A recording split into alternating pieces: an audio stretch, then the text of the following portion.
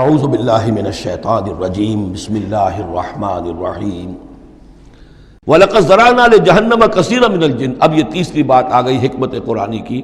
دیکھیے پہلے وہ عہد الست جو عالم ارواح میں ہم نے کیا تھا، اچھا اس عہد الست کے حوالے سے ہم پر یہ بات واضح ہو گئی، ایک ہمارا روحانی وجود ہے اور ایک ہمارا حیوانی وجود ہے۔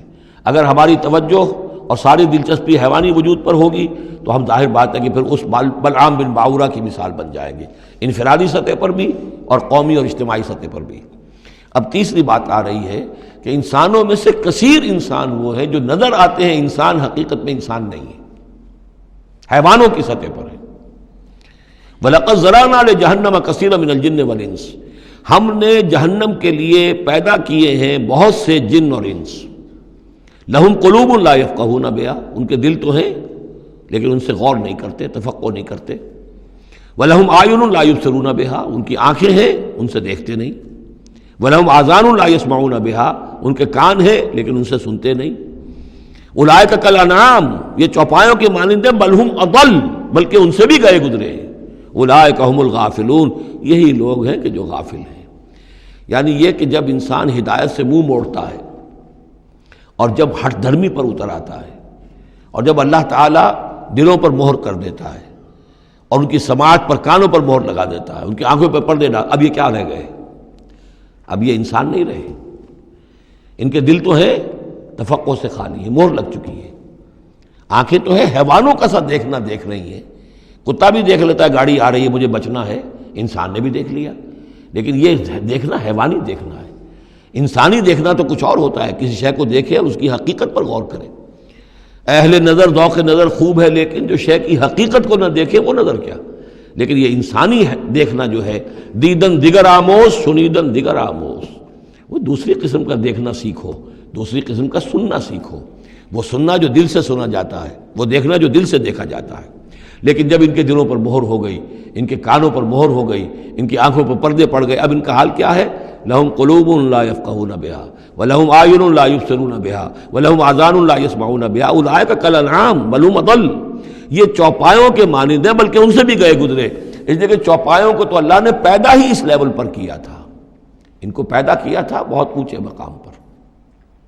یہی سورۃ التین کا مضمون ہے، والتین والزیتون وطور سینین وہذا البلد الامین لقد خلقنا الانسان فی احسن تقویم ثم رددناہ اسفل سافلین۔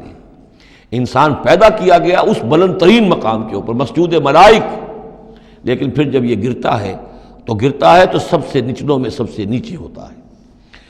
تو یہ وہ لوگ ہیں، اولئک کالانعام بل ہم اضل اولئک هم الغافلون، یہی لوگ ہیں جو غافل ہیں، اس دنیا میں رہتے ہیں حیوانوں کی طرف، کھایا پیا چرا چگا اور جو ہے بس دنیا کی لذتیں اٹھائیں اور مر گئے، کچھ ہوش نہیں کہ کیوں ہم پیدا کیے گئے، کون ہمارا خالق ہے، کون ہمارا مالک ہے، زندگی کاہے کے لیے ہے، زندگی آمد برائے بندگی، زندگی بے بندگی شرمندگی، کو مرنے کے بعد کہیں کسی کے سامنے حاضری ہے، کوئی جواب نہیں، کچھ نہیں، کوئی ہوش نہیں۔ وَلِلَّهِ الْأَسْمَاءُ الْحُسْنَى، اور تمام اچھے نام اللہ ہی کے ہیں، فَادْعُوهُ بِهَا، تو پکارو انہیں اس کے ذریعے سے، پکارو اللہ کو ان کے ذریعے سے۔ ایک نقطہ یہاں نوٹ کر لیجئے، قرآن مجید سے کہیں اللہ تعالیٰ کے لیے لفظ صفت ثابت نہیں ہوتا۔ ویسے حدیث میں ہے، میں صرف بیان کر رہا ہوں، قرآن میں نہیں۔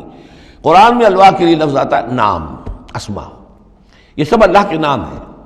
ویسے یہ کہ صفاتی نام ہے یہ دوسری بات ہے، لیکن صفات کا لفظ جو ہے، صفت کا لفظ اللہ کے لیے ایجاباً مثبت طور پر قرآن میں کہیں نہیں آیا، نام ہے اللہ کے۔ اور نام جو ہے در حقیقت کسی ایک ہی شے کے 100 نام ہو سکتے ہیں۔ تلوار کے 5000 نام ہیں، تلوار تو ایک ہی شے ہے نا، لیکن اس کے مختلف اوصاف کے اعتبار سے بہت سے نام اس کے عرب رکھ لیتے تھے۔ تو اللہ تعالیٰ کے نام ہیں، ان ناموں میں سے کچھ قرآن میں بھی آئے ہیں، کچھ ایک حدیث ہے حضرت ابو ہریرہ سے رضی اللہ تعالیٰ عنہ، جس میں کہ حضور نے 99 نام گنوائے ہیں کہ اللہ کے یہ 99 نام ہیں، اور ان کے ذریعے سے تو اللہ سے دعا کی جائے تو اس کے ناموں کے حوالے سے، اللہ تعالیٰ کے ناموں کے، فَادْعُوهُ بِهَا، اللہ تعالیٰ کو پکارا کرو اس کے ناموں کے حوالے سے، یا ستارو، یا غفارو، یا کریمو، یا علیمو، یہ اس طریقے سے اللہ تعالیٰ کے جو نام ہیں، تو یا اللہ ہو، ظاہر بات ہے کہ اللہ جو ہے وہ بھی اللہ کا سب سے بڑا نام، سب سے اہم نام ہے، اس حوالے سے اس کو پکارو، دعا کرو اس کے ناموں کے حوالے سے۔ وَذَرُوا الَّذِينَ يُلْحِدُونَ فِي أَسْمَائِهِ، اور چھوڑ دو، دفع کرو ان لوگوں کو کہ جو اس کے ناموں میں کجی نکالتے ہیں۔ لحد کہتے ہیں ٹیڑھ کو۔ یہ قبر جو ہوتی ہے ایک سیدھی ہوتی ہے اور ایک ہوتی ہے لحد والی، جس میں کہ بغلی قبر۔ تو اسماء الہی میں لحد الحاد جو ہے تو یہ ہے کہ ان کا غلط استعمال کیا جائے، انہی ناموں کے حوالے سے ان کے مراقبے کر کے ان کے اندر تاثیرات ہیں، اس میں کوئی شک نہیں، لیکن ان کے غلط استعمالات جو ہیں وہ درست نہیں ہیں۔ اللہ تعالیٰ کے ذکر کے لیے، اللہ سے خود اپنی دعا کے لیے ان کو ذریعہ بنایا جائے، لیکن ان کو لوگوں کے لیے نقصان پہنچانے کا ذریعہ بنانا یہ گویا کہ الحاد ہو جائے گا، غلط استعمال۔ اور دوسرا یہ کہ بعض اللہ تعالیٰ کے نام جو ہیں وہ جوڑوں کی شکل میں ہیں، ان میں ایک ہی کے حوالے سے پکارنا وہ بھی الحاد ہو جائے گا۔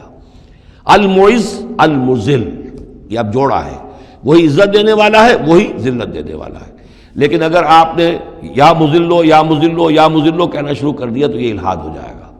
اے ذلیل کرنے والے، اے ذلیل کرنے والے، اے ذلیل کرنے والے، جہاں دونوں لفظ آنے چاہیے، یا معز و یا مذلو، اے وہ کہ جو عزت دینے والا ہے اور اے وہ کہ جو ذلیل کرتا ہے۔ یہ دونوں نام جو ہے الرافع والخافض، ایک وہ ہے کہ جو اٹھانے والا ہے، اونچا کرنے والا ہے اور نیچے گرانے والا ہے، وہ الخافض بھی ہے، الرافع بھی ہے، المعز بھی ہے، المذل بھی ہے، المحیی بھی ہے، الممیت بھی ہے، زندہ رکھنے والا بھی ہے، موت وارد کرنے والا بھی ہے۔ تو یہ جو جوڑوں کے نام ہیں ان کو ساتھ ساتھ ہی ہمیشہ رکھنا چاہیے۔ سَيُجْزَوْنَ مَا كَانُوا يَعْمَلُونَ، القریب وہ بدلہ پائیں گے اپنے اعمال کا۔ وَمِمَّنْ خَلَقْنَا أُمَّةٌ يَهْدُونَ بِالْحَقِّ وَبِهِ يَعْدِلُونَ، اور جو انسان ہم نے پیدا کیے ہیں ان میں یقیناً ہر دور میں کچھ لوگ رہے ہیں، ایسی جماعتیں رہی ہیں، اور جیسے کہ حضور نے ضمانت دی ہے کہ میری امت میں ایک طبقہ، ایک جماعت، ایک گروہ ضرور، لا تزال فی امتی طائفۃ قائمین علی الحق، حق پر قائم رہے گی۔ تو فرمایا وہ یہدون بالحق، جو حق کی ہدایت بھی دیتے رہیں گے، اور بہی یعدلون، اور حق ہی کے ساتھ عدل بھی کرتے رہیں گے۔ والذین کذبوا بآیاتنا سنستدرجهم من حیث لا یعلمون، باقی رہے وہ لوگ کہ جو ہماری آیات کی تکذیب کرتے ہیں تو ہم رفتہ رفتہ سہج سہج ان کو لے آئیں گے وہاں سے جہاں انہیں پتہ بھی نہیں ہوگا۔ استدراج اسے کہتے ہیں کہ ایک شخص کفر کے راستے میں بڑھتا جا رہا ہے، لیکن اس کی کامیابیاں دنیا میں بڑھتی جا رہی ہیں، وہ اور بڑھ رہا ہے اور بڑھ رہا ہے، وہ سمجھ رہا ہے اللہ کا فضل ہو رہا ہے مجھ پر، حالانکہ اصل میں اللہ تعالیٰ نے اس کی رسی دراز کی ہے تاکہ اور گناہ جو اس نے کمانے ہیں وہ کما لے۔ اس کو استدراج کہتے ہیں، اور یہ بہت بڑا فتنہ ہے۔ بسا اوقات ایک انسان غلط راستے پر چل رہا ہے، لیکن وہ اس استدراج کی وجہ سے یہ سمجھ بیٹھتا میں صحیح راستے پر ہوں، تبھی تو اللہ کی رحمت آ رہی ہے، تبھی تو مجھے کامیابی مل رہی ہے، قدم قدم پر جو ہے کامیابی میری قدم بوسی کر رہی ہے۔ نہیں، یہ استدراج ہے۔